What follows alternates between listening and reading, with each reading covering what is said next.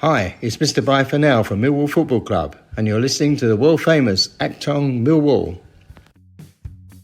You're listening to Achtung Millwall, broadcasting from the beautiful South Bermondsey. Accept no substitute.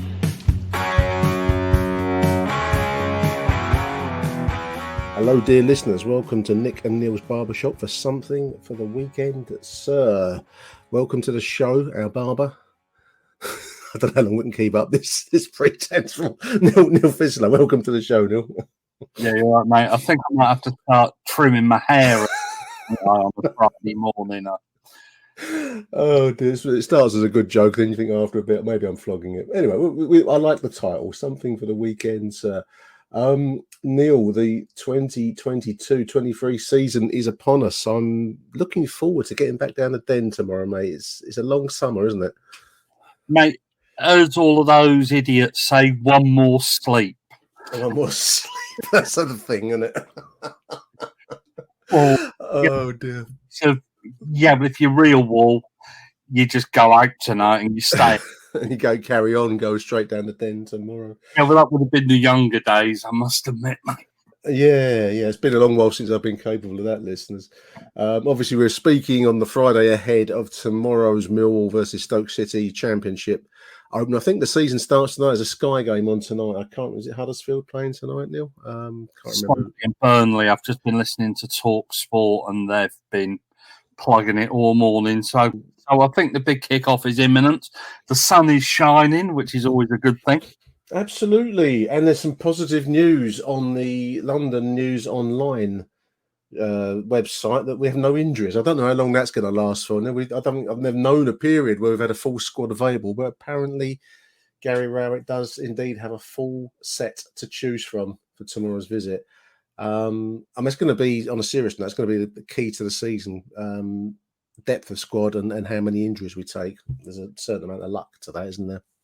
Yeah, we haven't got the biggest squad in the world, have we? And I think at various times, we do know that the likes of Mr. Bennett, Tom Bradshaw, Benica Phobie to a certain extent will pick up knocks. Ryan Leonard generally picks up at least one serious injury a season, doesn't he? So he's going to be key, but I think it's also partly tribute to the way that he hasn't run people into the ground pre-season. He's given everybody enough time, hasn't he? I know that Mason Bennett limps around one game, but that's nothing new, is it really? But No. I was thinking about this because I spoke to Harry and to Michael on Monday about the pre-season, and I think as fans, there's often a desire, Neil, for there to be big landmark fixtures. Other clubs seem to get games against the major European or British clubs, as the case may be, which we don't seem to get. But I think you've said it previously that it's the whole point and purpose of pre-season is to get fitness levels up, and primarily not to get injured as well whilst you're doing that. And I think you can laugh at the trip to Dartford, the run up the A12 to Colchester and places like that, but actually it seems to have served its purpose this season. Yeah, I think it's a strange one. Your big Premier League clubs, they go abroad and they go abroad to America, Australia. They go all over the globe now, don't they? They're a little bit out of reach. They don't want to play the likes of Millwall, and they won't want to play the likes of Millwall. If they did send a team down to be their under-23s, and would anybody bother going out to watch it? And let's be honest, these bigger foreign clubs, as they are, they want astronomical appearance fees to come up. Yeah. Players, and would you end up losing a lot of money on the game? Quite probably, because nobody's going to turn out to them, do they? You get I think it's 4,000, but apart from that, unless you get a Rangers or a Celtic or a team like that, the crowds aren't going to be there. And if you do hook a club like that, the police costs are going to be astronomical, aren't they? So I think it's a means to an end. Pre-season is just about getting fitness. I don't really buy into this we always play crap teams. We play teams to get fit. Yeah, and there's a so what factor to it that I mean I've said a few times, and I won't labour the point. Oh, all right, I will labour the point. I hate friendlies. I mean, 5 minutes into tomorrow's game, pre-season means nothing. It's all gone. You know, who worries about whether we played Real Sociedad or had a fixture, at Colchester or wherever. It's all about tomorrow and the build up to the business part of the season, which begins, in our case, 3:00 tomorrow. So no, I'm glad it's past us now. I find pre-season to be a kind of like a twilight zone of you're neither alive nor not quite going yet. You know, it's an odd zombie period, but that finishes now. I'm looking forward to the season, Neil. If Gary Rowett had concerns or was worried about the standard of opposition that we were going to play and the opposition wasn't good enough, I think he might have done something about it. So, yeah, he seemed... Yeah. I mean, replaced Watford with the Swedish side, which I thought was, okay, it was impromptu, but they're still pretty good opponents and they serve their purpose. And that's really... kind of guy, if he is unhappy with something, yeah, he will say something. He will pipe up. He won't take it just as given that. So I don't buy into it, to be quite honest. And as you say, it's all behind us. Yeah, I don't really care about pre-season friendlies. No. It's all about hitting the ground running tomorrow. And it's a stupid expression, I know, but you want to play well tomorrow. If we play well tomorrow, then everybody forgets the fact that we played Dartford and we played Colchester on a Friday night. And I mean, one of the rituals, one of the final rituals, like ancient Greece had their rituals. One of the ancient Greeks would have a series of events leading up to the Olympics, and one of ours is to have the fan forum, which is like the last gasp of the pre-season ritual that we have to have. We had a WhatsApp exchange, Neil and I, about whether either of us have been to a fans. Well, I have been to a fans forum a long while ago and haven't been to one since. Neil, you've never been to one, mate, have you? And you actually asked, do you look like the kind of bloke that will go to a fans forum? And I've got to say, no, the answer to that is no, mate, you don't. No, to be honest, the kind of person that it attracts generally. I know what you mean. I would tactics and mate, no. Every listener to our show knows exactly what you mean. You dear listener, would you go to a fans forum? Most people don't. It does attract a certain type of fan. Let's put it that way. We do have some notes that you've kindly copied me from Hoff about the main points last night, Neil. Yeah, Phil Clark put them up, so thanks a lot. Big thank you to Phil for going. Yeah, and he would get around to doing it at least before we started recording this, and we wouldn't end up like we did last week, where I think Billy Mitchell signed a new contract after while we're recording. I think it was pretty much after we were recording, Billy Mitchell put pen to paper on the contract. So anybody that thought we missed that, well, we probably did, but it wasn't. No, we were. I mean, that's the downfall of doing something like this. You'll always be, slightly behind events. I was just interested. I'm just looking through the notes that Phil's put on Hoff, listeners.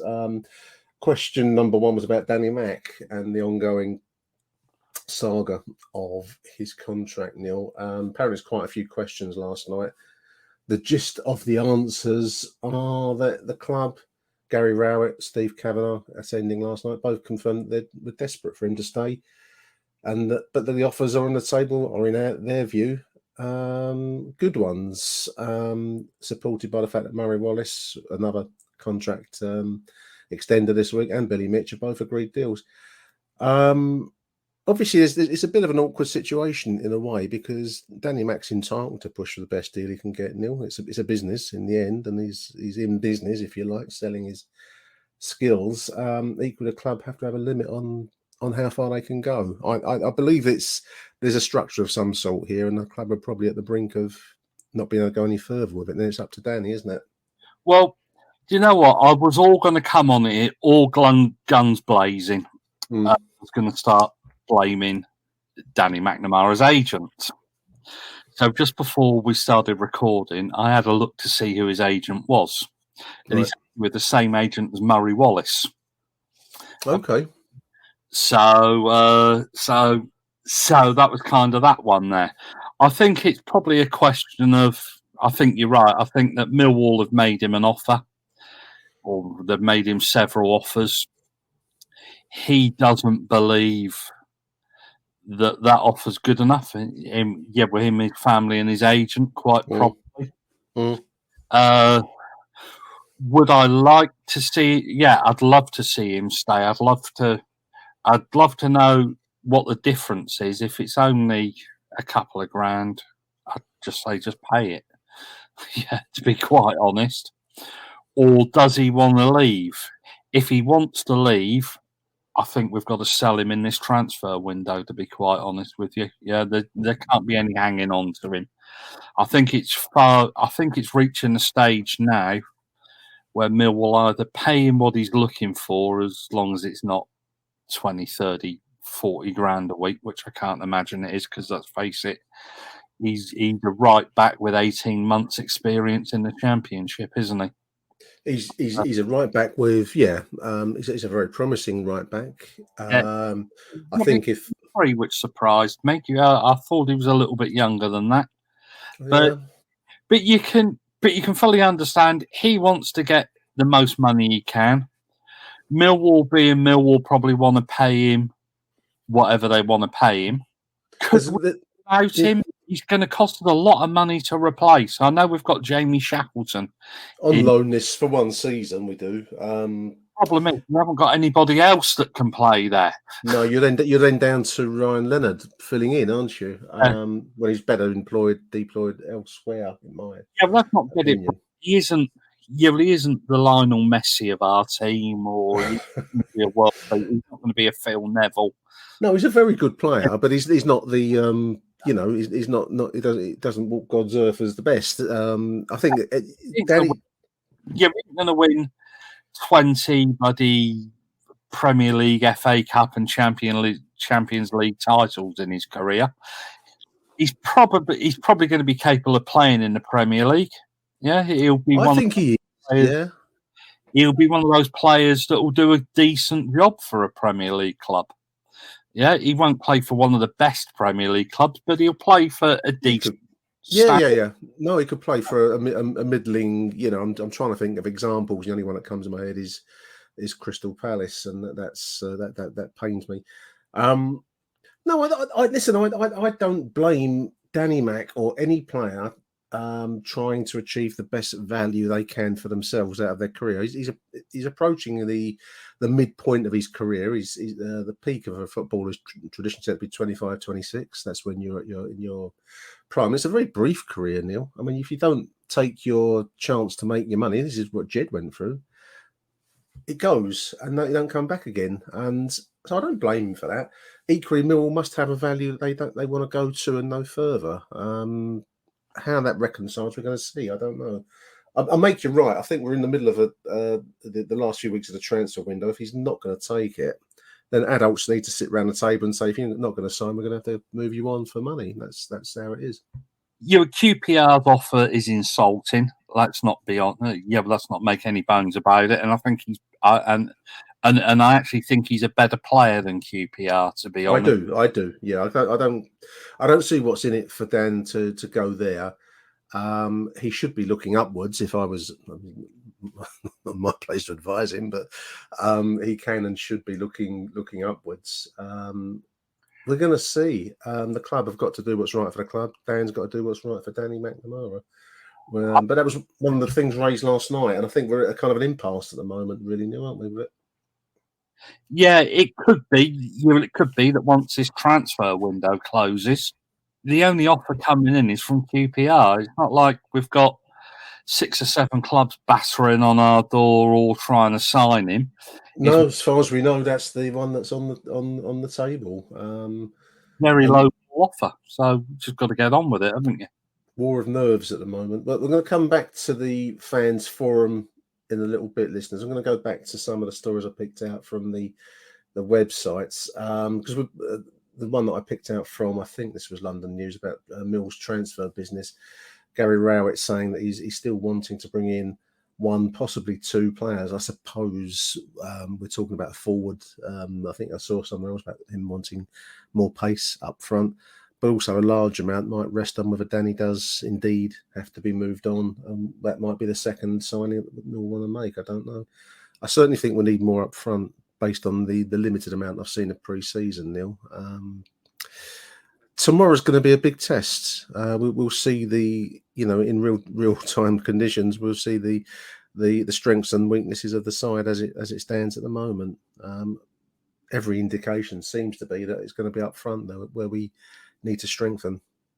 Yeah, to be honest, this could come and bite us in the bum if we score 2 or 3 goals in the first 10 minutes. If Isaac Galofi gets his hat trick tomorrow, then happy days. It's do look as if the one area of the team that he desperately needed to address was our creativity.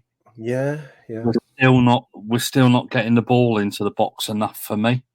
No, and I think it's an area that needs to be looked at. We do need something else up front. We can't go into this season with the 2 strikers we've got, maybe backed up by Isaac Alofi, because he's untested at this level. I do want to see him play at this level. I think it's a good idea that he stays around. Yeah, absolutely. You give him a chance. Yeah, well, it could be that we might not need anybody if, as you prophesise, he comes in and he scores. If he starts scoring, we don't know the full extent of how far Topolo can go. It's going to be a lot to expect them to come straight and make an immediate impact, but that's kind of what you're looking for. I'm just looking at a quote here from Gary Rowett speaking to the South London Press. He says that you want to talk about bringing 1 or 2 players in before the window shuts, which is at the end of August. He says you don't want to dive in before the first weekend's game because the window doesn't shut till the end of August. This gives you time and a chance to look at our team a little bit and wait for the right player. It's a long season and you might have to wait 2 or 3 games for the right player. If we can get them quicker, we will do. I mean, it's an appeal for patience from the terraces, isn't it? Yeah, not something that we're known for, but not traditionally. No. Yeah, well, the joke before we made that spate of signings was close the club. Fold the club, wasn't it? Yeah, we're done for. Now it's HMS Pistol League. And it just seems they are looking to do business, and that's a promising thing. I guess that 1 or 2 of these players will be Premier League players or young Premier clubs, and they've all been away, haven't they? And they'll be reassessing what they can get, and if they're willing to let players go out on loan and all kinds of stuff. It's a waiting game. As much as you'd like to have your squad, your marquee signing in place, for the opening game. Yeah, which I think we've got that in Zion Fleming, whatever he's called. Yeah. Well, that's going to be an interesting signing. We'll find out tomorrow again in the rough and tough championship how he stands up. Late on Hoff, I think, and people. And I think the problem with our support is that if you don't hit the ground and play like Messi, Ronaldo, and Johan Cruyff rolled up, Johan Cruyff rolled into one, you're written off very quickly. And but let's give him half a season. Let's face it. Gary Alexander. Remember when Gary Alexander first signed? He didn't. And Steve Morrison, Neil. These are good examples. He's come to a different country, a different culture, a different way of playing football, all kinds of stuff. And to be honest, he hasn't looked bad. He's just not. He's finding his feet, I think. And that was my impression in the Swedish game.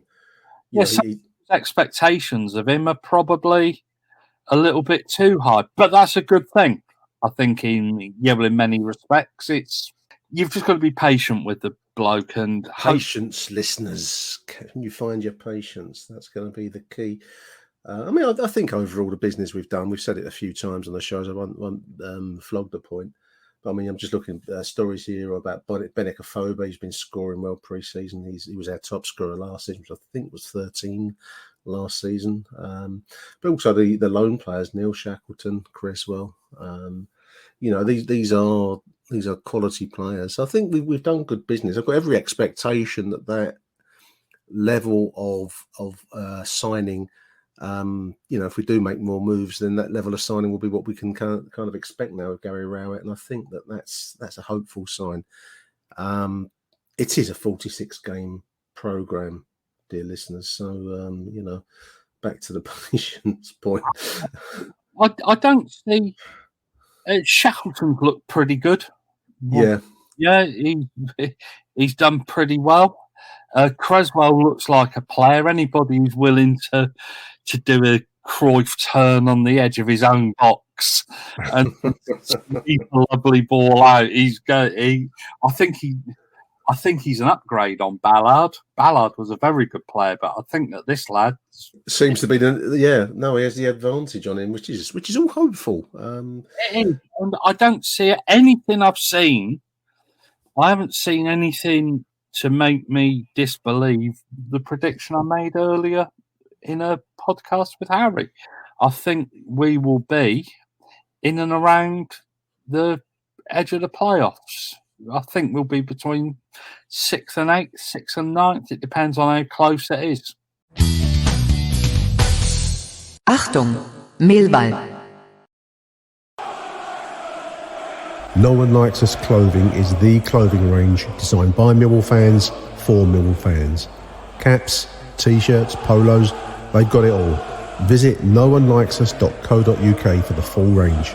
Or if you're in Bermondsey on a match day, why not have a pint in the Blue Anchor pub and pick up a Nolu polo shirt, Nolu clothing at www.noonelikesus.co.uk. It's going to be a strange season. We've got the World Cup break, which is in itself is an unusual thing. Interesting. There's actually a story I was looking at earlier on I think it's News at Den, how Bart, obviously coming from a European background, where the winter break is a normal thing. I'm not sure that I like it particularly. We're not used to it, but he was advocating it. Others, I remember Arsene Wenger used to advocate a winter break, Neil, and I think I rejected it because Arsene Wenger wanted it, and I think that was irrational of me. It's like you should maybe it'd be an interesting experiment this season. Yeah, well, let's be honest. Premier League clubs only want a winter break so they can go and earn millions of pounds playing friendlies in various parts. Yeah, exotic locations, basically. Where there's money to yeah, well, that's their motivation behind it, isn't it? It's just to fill their pocket or to fill the bank account even more. I suppose Bart was looking at it as it should be. If it has a value, it should be that it's a chance to recharge batteries, get injured players back on their feet, and just recharge in whatever way you want to put that. And we're going to get it this season, whether we like it or not. The Championship season pauses in early November and then comes back again in early December. And I think the Premier League continues back after Boxing Day. I think they resume after Christmas, after the World Cup's taken place. So it's going to be an interesting, rightly or wrongly, it's going to be an interesting experiment in that way. But he's advocating it as a general good in the game. It's just not traditionally English, is it? Yeah, no, well, what I'd like to call that World Cup break officially from now on is Neil and Nick's World Cup history. We could do that. That's a good idea for the 4 weeks of no Millwall that we're going to get. Money. I think I'm just looking at the notes from the fans forum last night, Neil, and there's a Steve Kavanagh was asked about money. Premier League's financial plans, and because Steve Kavanagh is now sitting on I think he's on the board of the Football League, isn't he? as a championship representative. And he was quite adamant that we need to reject their plans to. The EFL must reject the Premier League's plans to reduce parachutes in exchange for clubs taking on under 23 and loan players in return, which is a story that both of us actually picked out from The Guardian the other day, Neil. The idea that the parachute system will be reduced, not done away with when you come out of the Premier League, but in quid pro quo, we have to take loan players from Premier League sides. It does have a slightly kind of domineering effect, doesn't it? I know that the Premier League dominates whether you like it or not, but this idea seems to be almost institutionalising it. Yeah, one or two of my thoughts on it is I don't want Premier League B teams or reserve teams playing in the EFL. I think that would be a major step back. That'd be the death of the Football League, in my opinion. Yeah. Also, by the same token, you have a look at, they play them in the Pizza Cup or whatever it's called. These Carabao, yeah. They play them in the the Papa John's, the Pizza Cup or whatever it's called. Yeah. And they don't attract great crowds. It's not going to do anything for English football. In fact, it will devalue English football to have those clubs involved. But by the same token, I believe that the parachute payments are a bad thing, because all as it does is it just means the chances of the 3 clubs that come down, they're more than likely going to go back up again, aren't they? Let's face it. Fulham went down. Yeah. They were able to pay Mitrovic 200k a week in the Champions. Something stupid. Norwich, it's Fulham Norwich syndrome, isn't it? This is what you're developing clubs like that. Yeah. And the reason that they can yo-yo and that they can buy their way back up there is because they're getting all of this money. Yeah, Bournemouth were the same last season. I mean, but Bournemouth didn't do it for a season, did they? But then again, I do agree that you do get the parachute payment for 2 or 3 years, don't you? I think afterwards. I think it reduces over a 2 or 3 year period, but it does create a distorted market balance, because obviously in the Premier League you pay a lot of money and it's supposed to. But it does give them an unfair advantage when they come down. Should we be developing their talent for them? It's a strange thing to say, because in an roundabout sort of way, we're developing Charlie Creswell for Leeds. For Shackleton. Giving him a run out. Yeah, a little bit different, I think, because we've actually got an option to buy on Shackleton, haven't we? To a certain extent, we actually developed Harry Kane for Tottenham. Let's not make too many bones about it. He came down here and he went back a man, didn't he? He did. He became the player that he would go on to become. So I am in favour, but what I'm not in favour of is that we develop this talent for them and it enables them to flog the player on at an extortionate rate, which I think happens. I know we've got a story in a minute about Manchester City selling some players that they poached off us. Just looking at it as fun enough as you're speaking, I thought the next point to make would be the raised at the fans forum last night, listeners, about the kids that we sold to Manchester City, and I suppose Zach Lovelace as well, going to Glasgow Rangers in similar circumstances, where we and other clubs, because it's not just us, it's a thing in the lower levels, that you develop these kids at some cost. There's some resources that are devoted, our resources that are devoted to the production of these kids, development of them, and then they go for nothing and make the profits for those that are really sloshing around with fortunes in their bank balance. So, I mean, football is there's supposed to be this review of football. Where that's going to sit now with the current chaos in government, I don't know. There was a talk of it coming in. I don't know that no one's even mentioned it now in recent weeks in the political circles. So whether we'll see that was supposed to be some kind of resolution of the the structure of football and the financial structure of football. Which the good thing with the City situation is we've got sell-on clauses. So I believe that wasn't one of the players linked with Southampton for about 15 million. So we get a slice of that. Yeah. So well, that's a good thing. Yeah, Lovelace. I did actually note that he scored against some no hope non. But Bonnie Rig academic or something. Worse than that. McJock ball kickabout, and actually got injured. So that did a smile. I must. Well, that will make Harry happy. He likes stories like that. But I think the two cases are different. I don't think we'll get anything for Lovelace. No, he's gone. No. Situation.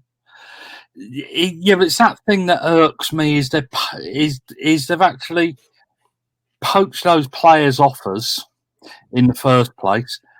Then they develop them slightly. We develop them even more. Then they go to Manchester. Then they go back to Manchester City, and then they flog them on at a vast profit to somebody else. That is the part of it I don't like.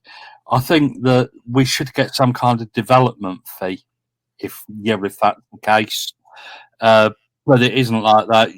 We are waiting for scraps off the table, and that's not getting. We can't moan. I was listening to the price of football, and apparently the Championship take about 80% of the revenues that come down from the Premier League. And then it just gets progressively lower. Less and less as you go down the pyramid. And then it's hardly worth it. Yeah. It's football generally is in need of restructuring. Whether we'll ever see it or not is open. There, as I've mentioned already, there was intended to be a review of football, which the government said they would introduce as legislation, but obviously since in recent times the government has gone into a tailspin. So whether we'll see that in the 2 years that remain of this particular government, we don't know. I think they're going to, because they made such a big deal of it. And but let's be honest, if we do get a change of government, I think it's the kind of thing that would probably go down quite well. It's an easy win, but it remains to be seen. Let's leave that there.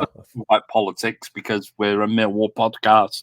That's right. Totally politically neutral listeners, aren't we? On these shows. Unless you're a Liberal Democrat, and then you can fucking not listen to us anymore.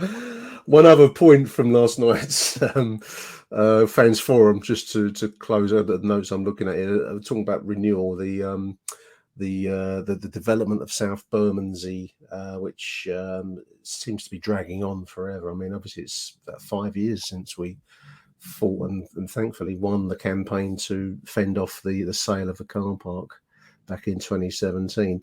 But a point was asked last night about the state of play with that, and this is a reply via Phil's notes, I presume from Steve Kavanagh, to say that we've 123 years left on the lease of the stadium, but that means no development rights of the car park within our lease as it stands at the moment.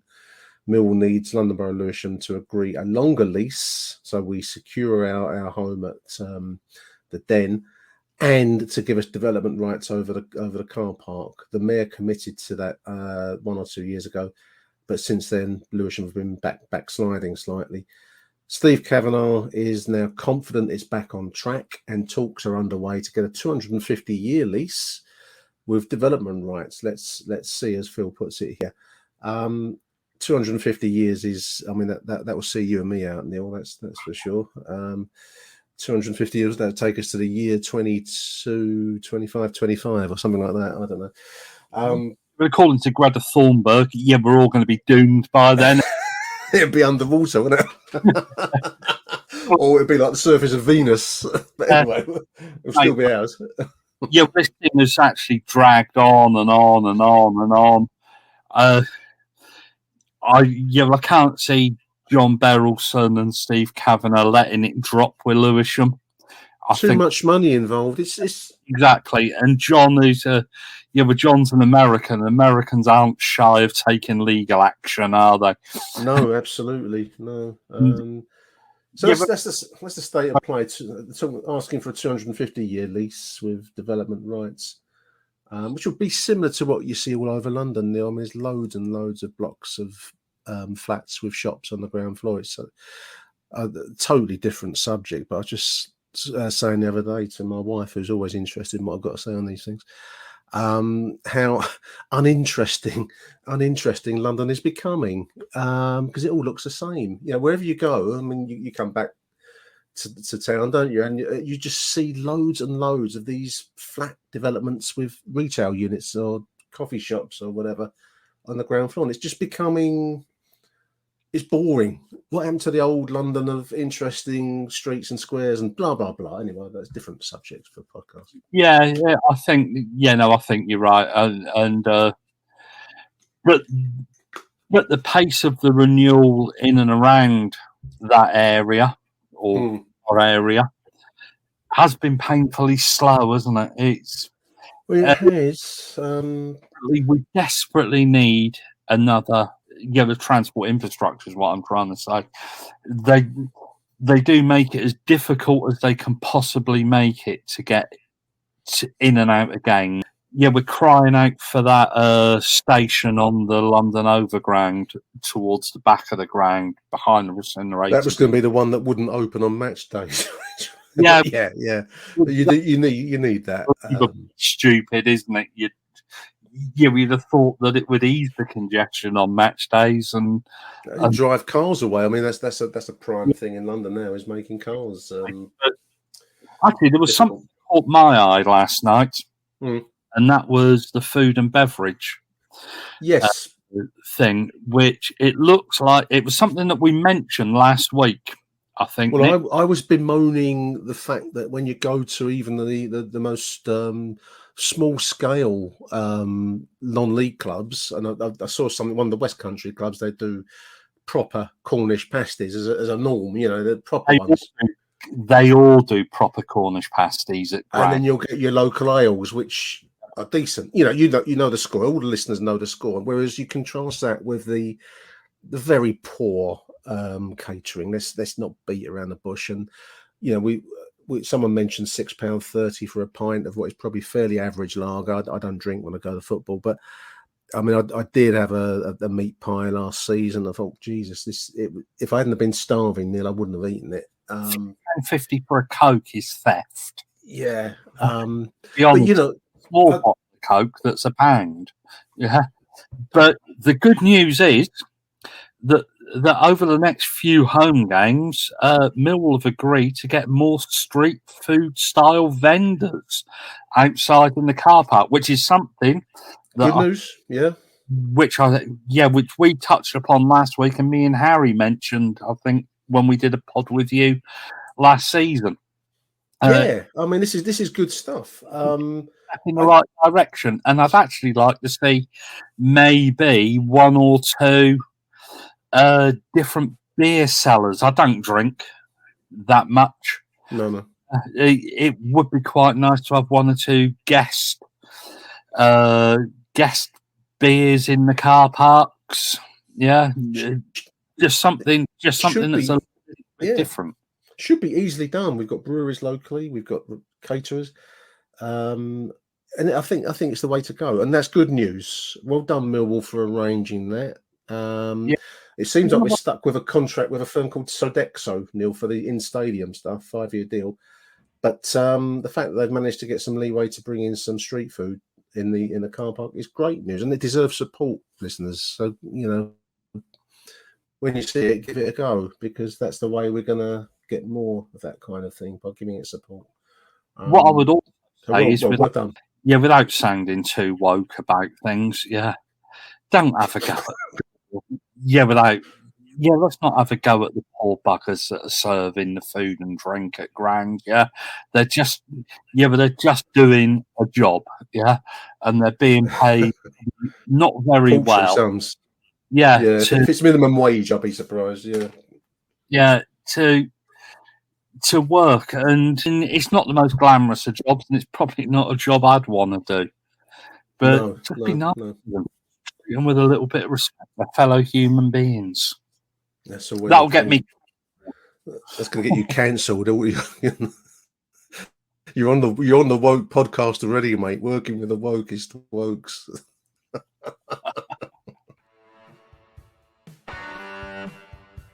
Hi, it's Mr. Bry Fennell from Millwall Football Club, and you're listening to the world famous Achtung Millwall. Moving along, back to my notes. We've mentioned already. Murray Wallace has tied down, as they put it. A strange expression. Millwall tie down. We've got a vision of him being bound and gagged. Murray Wallace says he's signed a new contract with Billy Mitchell. We've mentioned Billy already. That's good news.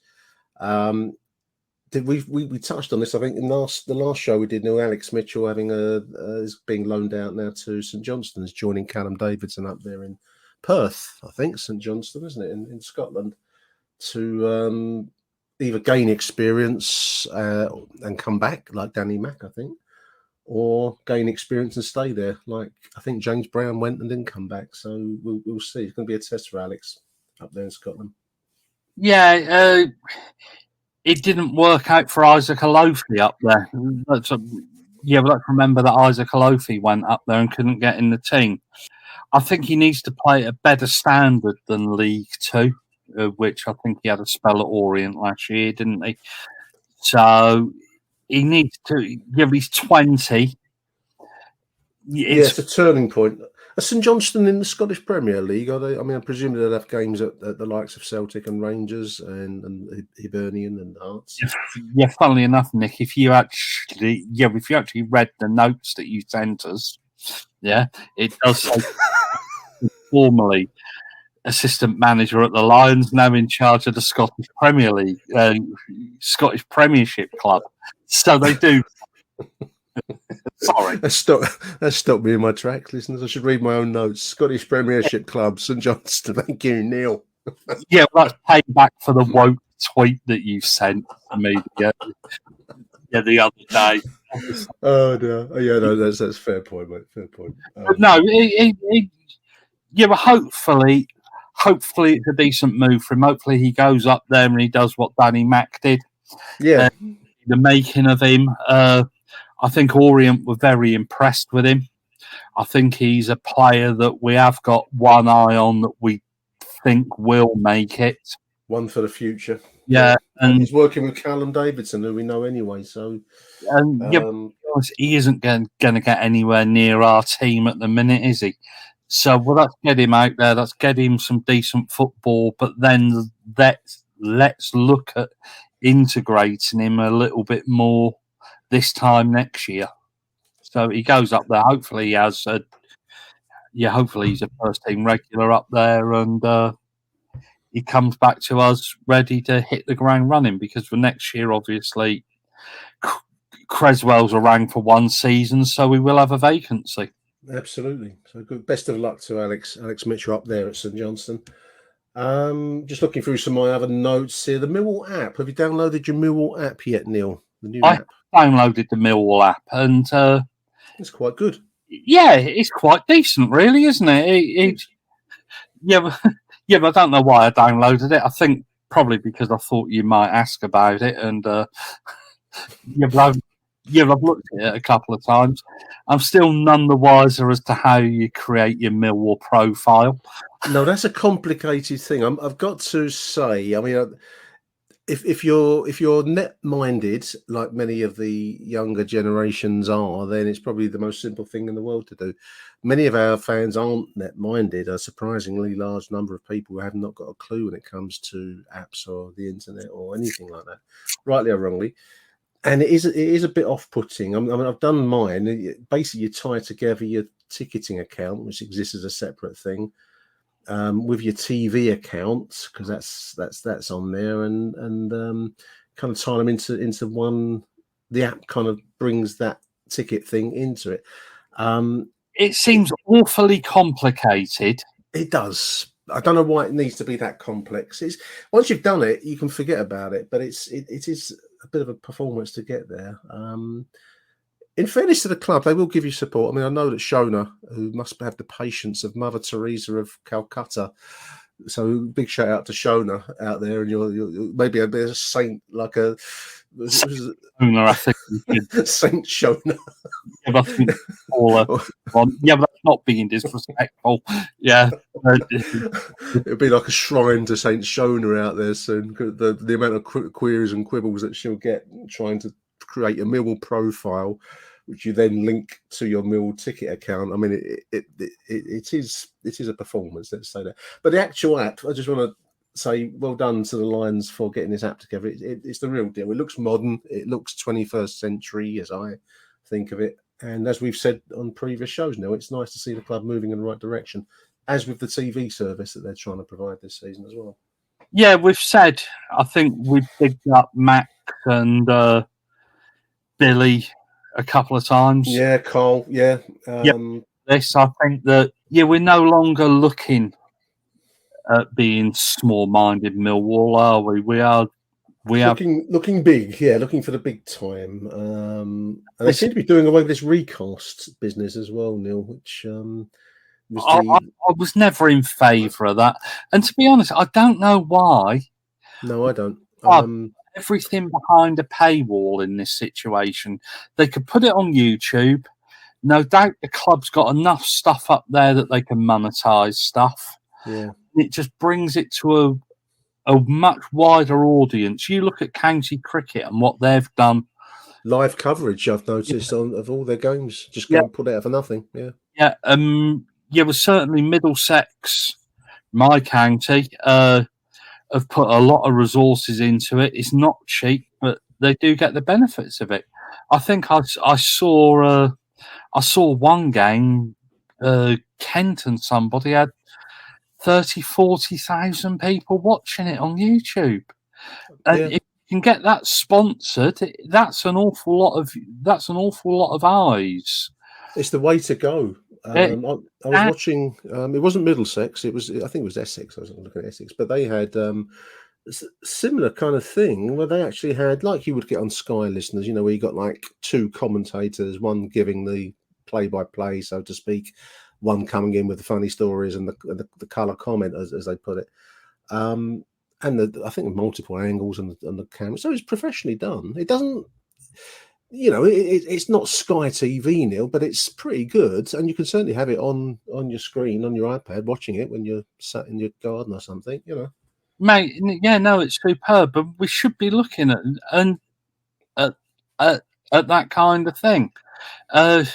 Dan gets quite decent numbers on Lions TV for some of the stuff he does, so I think that the club are right that they should be looking at this new stuff, but I don't believe you should pay a subscription to listen to Gary Rowett post-match.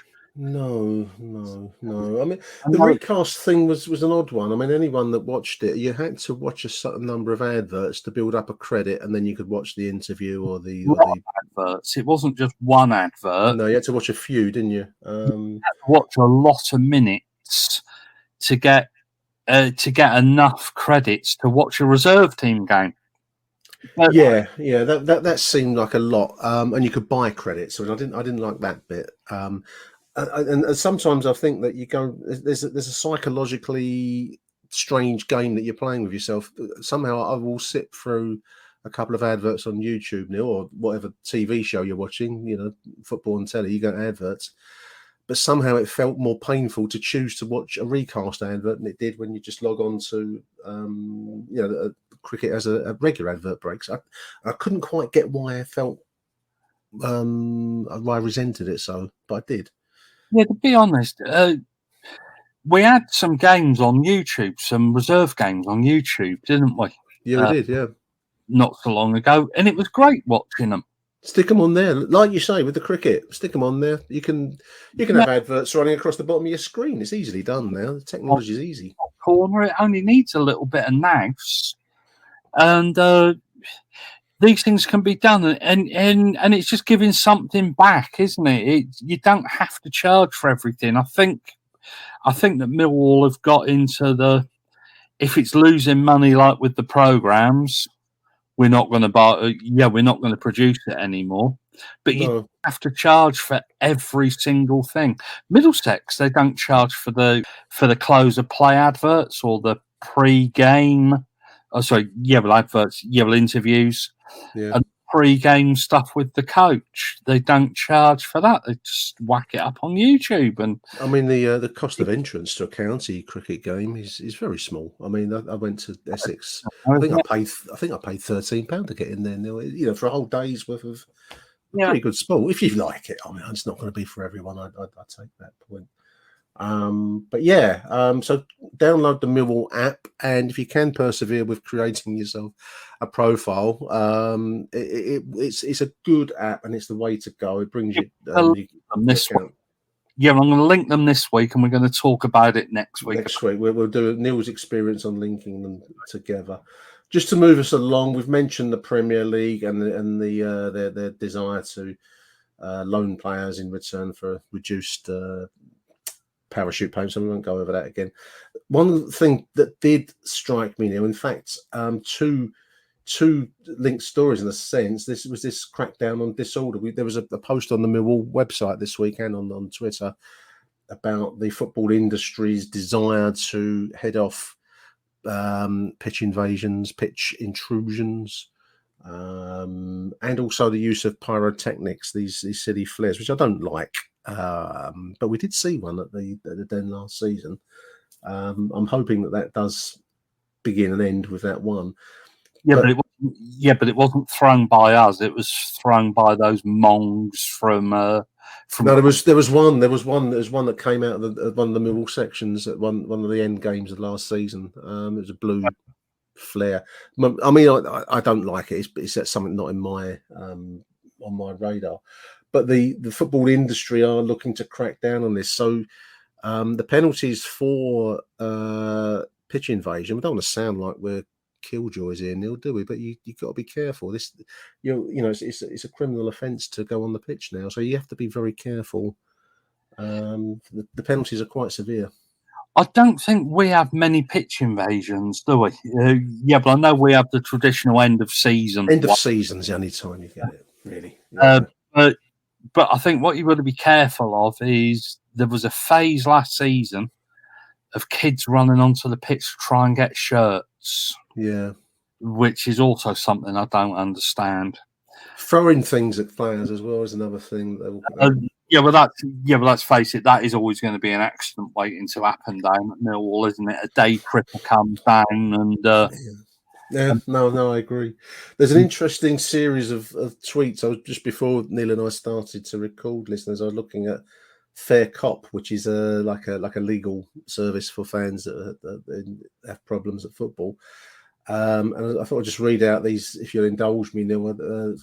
About 3 tweets here. They say, Fair Cop say there's a renewed emphasis on both supporter behaviour and the consequences of that. Whilst some may think pyro is great, I don't, but some might do. Going on the pitch and certain behaviours might be a laugh. Ultimately, it may mean a criminal record and a football banning order, neither of which are fun or a laugh. They continue, I'm not here to tell anybody what to do or how to behave, but the consequences of a criminal record can be severe, can be to the detriment of your education, your employment, and your day-to-day life, like renting property or going on holiday. I think that's the serious side of it.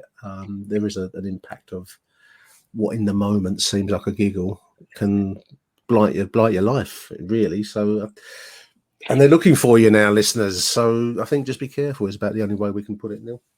Yeah, they're out for an easy nick, aren't they? They don't want to do any proper work because they don't want any proper criminal. I don't want to nick burglars or muggers or street incidents. They want to get their numbers up there. Yeah, but they'd much rather do somebody for throwing something at football, lobbing a pie at football. And in Millwall's case, but those pies are warm to nuclear temperatures, aren't they? So they could probably do quite a bit. But but it always strikes me, why would somebody go and lob some at a football match? People get carried away. I mean, football is as the cliche has it, is a passionate sport, and some people just go too far and get carried away.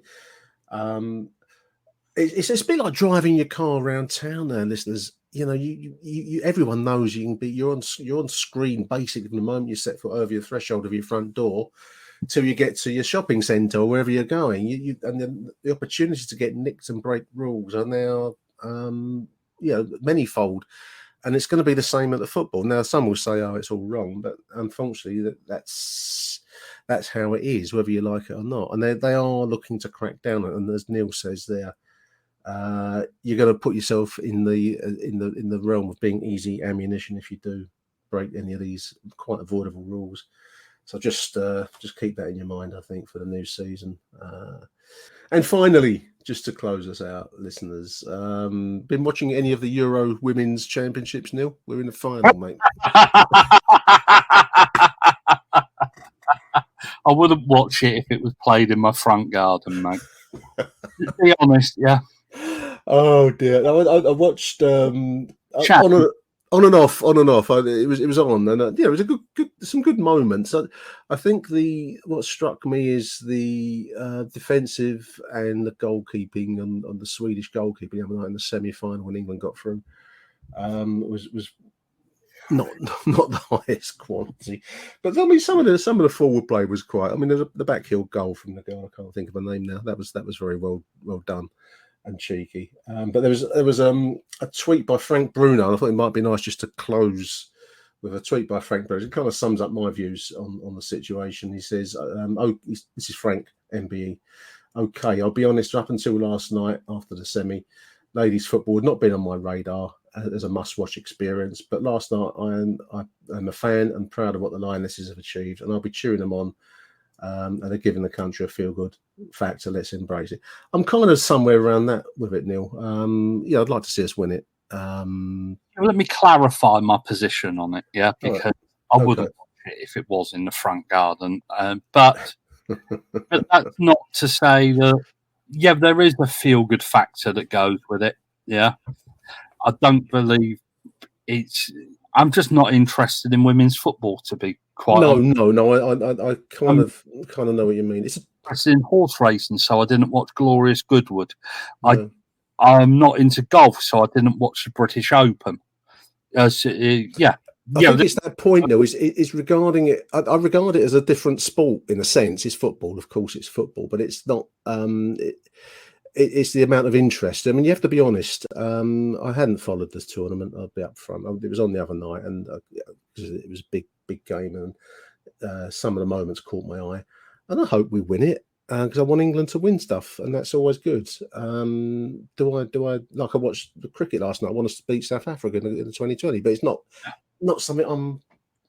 If you ask me, do I want to win? I want England to win, but it's not burning inside me. Yeah, I'm not going to.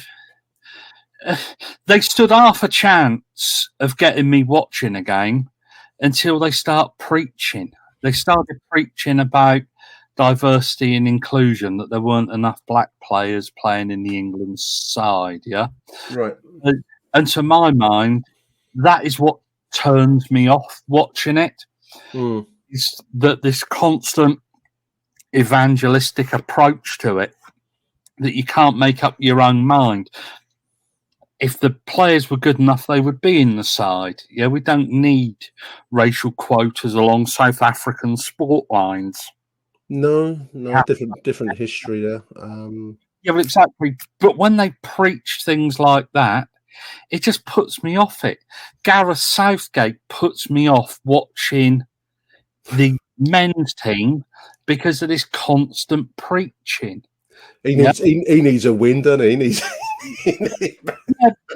I really do hope they win it because I think it will be fantastic for the game. Yeah, not only for the women's game but for the country. Yeah, there is a good feel-good factor. I was listening to Talk Sport before we started recording, and they were in somewhere like Trafalgar Square, and they would happen to find a couple of Scots. Yeah, we want Germany to beat England. Yeah,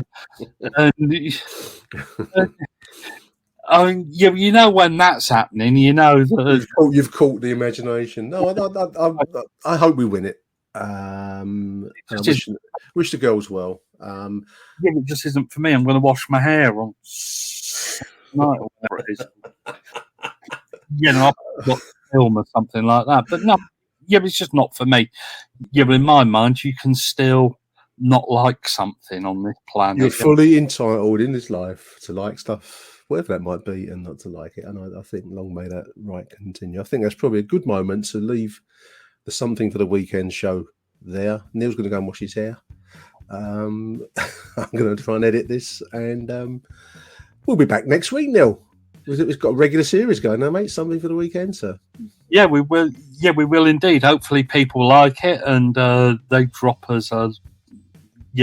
Contact us. Let us know if you like it. We're going to launch ourselves as a new Morecambe and Myers if it really takes off. So, straight man, funny man. Who's who? Don't know.